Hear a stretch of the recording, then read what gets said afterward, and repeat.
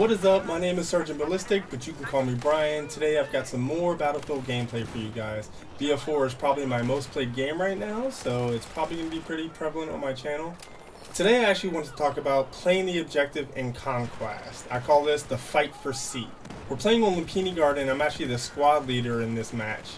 So what I mainly want to talk about is being a good squad leader, getting on the burn, using your mini-map and your full map, marking points, and comms. So squad leader in this is something I feel like a lot of people don't really even know they're a squad leader sometimes. But when you're squad leader, your responsibility is to direct the squad. You want to be able to respond to what the squad, your commander, and other teammates are telling you, and get your squad to go there. So a squad doesn't always have to stick together. I feel like most players are going to be the most productive when they are in a squad, but occasionally you and your squad mates are going to get split off after spawning and responding to where other enemies are, and that's okay. But everybody should be ready to spawn bomb if a player is in a back rage or just needs help on a point. So most game types in Battlefield, as most of you guys know, are measured in tickets. In Conquest, both teams start out with the same amount. Every time a player dies and can't be revived, the team loses the ticket. So in high-ticket 64-player servers, it would take forever for a game to end if it was basically just team deathmatch. In Conquest, you can burn tickets at a faster rate by capping and holding more points. This bleeds enemy tickets a lot faster than just getting kills. So if one team holds all the points, or is all capped, then the ticket bleed would be huge, and there's no way that that other team can come back just from killing them. They have to cap points and try to even out and then take the lead. So that's one thing that a lot of players don't realize. You may want to be a recon and sit out on the carrier just sniping onto the shore, and you can go 99-0 and that's fine. But that's not playing the objective. That's not helping your team. So if you're not defending a point or helping teammates attack a point, you're really not doing diddly squat. A guy who's 20 and 30 but was getting kills while attacking or defending a point is probably going to have as high of a score and be far up on the scoreboard as you, or sometimes higher, especially if he was a squad leader and giving directives and getting those extra points. So yeah, get on the burn. That is, get in the area around the flag in which you are either neutralizing or capping a point or preventing the other team from doing so. Sitting outside a point and killing guys within it might get you 3 or 4 kills in a given engagement, but they'll just keep spawning, possibly even behind you, and you'll get taken out eventually. So you want to make sure your team holds more points than the other one in order to win. That goes for Conquest and Domination. It's just the basic principle of the game, and one that a lot of people actually don't understand. So using your mini-map is a huge thing, especially when you are a squad leader. You want to use your mini-map, your full map, and if you have an extra monitor, phone, or tablet, you want to use the battle screen whenever it's possible. It basically just gives you a really nice idea of the complexion of the map, what's going on, and all that kind of stuff. You'll be able to tell how many points your team holds, how many the enemy has, what points are being neutralized or capped, and you'll be able to respond to that quicker. And then when you see that kind of stuff, you want to let your team know, hey, they're capping A. You can do that over VoIP with your squad, or you can do that over chat or TeamSpeak. And if you start heading there as a squad leader, make sure you mark the point, because it gives your teammates incentives to spawn on you and help. Or if they're nearby, they'll turn around because it's free points. If they just turn around, get on the burn, and get it. You actually get more points for playing the objective. It's crazy, right? So you also want to look for enemy movement. Sometimes it's not enough to look at a specific point. You want to look at the map and figure out where enemies are moving to. If they're going from B to A, A to B, E to F. If there's one guy flanking around in a Jeep or in a helicopter, you want to let somebody know that so that guys won't just leave that point abandoned. So you also don't have to get kills necessarily to help your team out. Spotting 2 or more squads, zerging, that is like attacking in mass onto a point, will light them up on the mini-map and then help you get support to take those guys out and neutralize the point or to cap it back.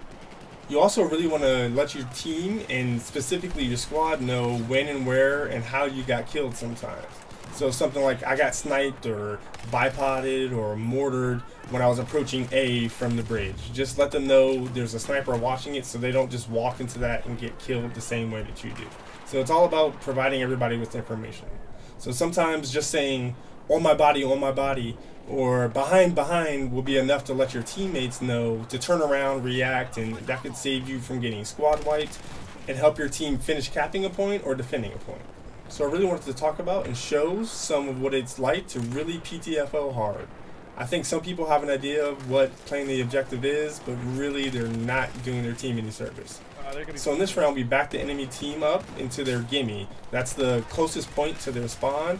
We did that several times. But they actually did a really good job of leaking out to one side or the other. Whenever our team went too strong to one side, they were able to get out to C or B or D, or sometimes they even had a guy flank all the way around to our gimme, which was E in this case. This map is actually really good for that. Kind of like the opposite of Metro and Lockers.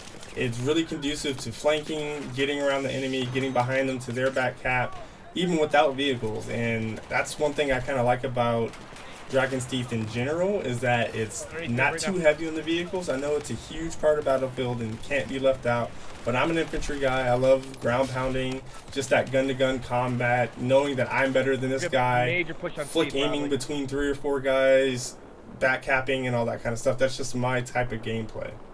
So in this game, my squad was probably the top squad, and it wasn't because we all had really high KDs and a lot of kills. That's really more a function of the fact that we understand how this game type, the mechanics of the game work.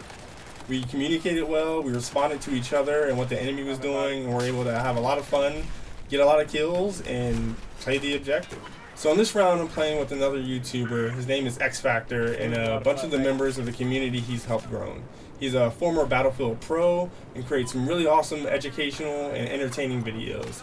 He's part of the Squad Up crew with Level Cap, Jack Frags, Matimio, and Desert Fox. So being a Wookiee that is a member of his community, it's a great community. We play together, not just Battlefield, all games, but we teach each other stuff, how to build PCs, all that kind of stuff, and really support each other. One example is community members helped a fellow member get a copy of Battlefield when he couldn't afford it. It's just overall one of the best online communities I've ever been a part of, so I wanted to highlight that a little bit.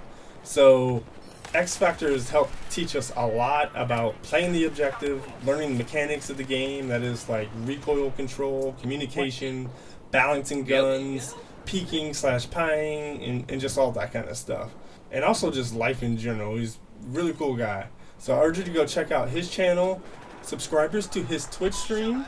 It actually costs $5 a month, but I have a private TeamSpeak which X actively joins and participates. We get to play with him sometimes. We get to help him with videos, and it's just a lot of fun. Goof around. People are on it pretty much 24/7 because it's an international community, and I can't stress enough how cool this community is. But also check out the Wookiees on YouTube and Twitter. They're doing a series that they like to call PTFO. And really that's the perfect name for the series, because that's what we stress the most. It's just playing the objective. We all love to win.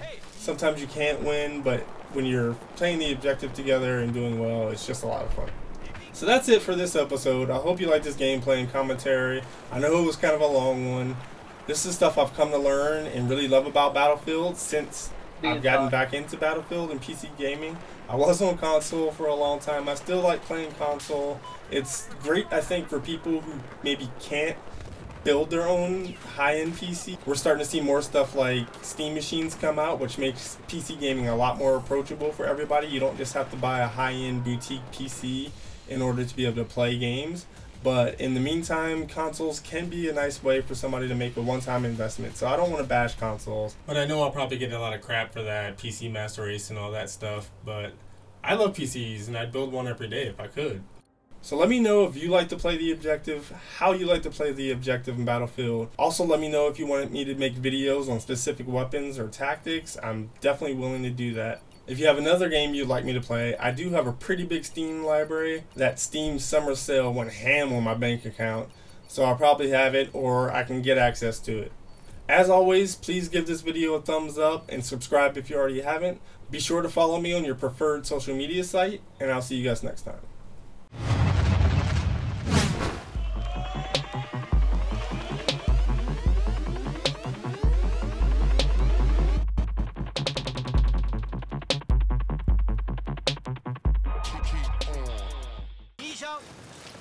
My 30 cal.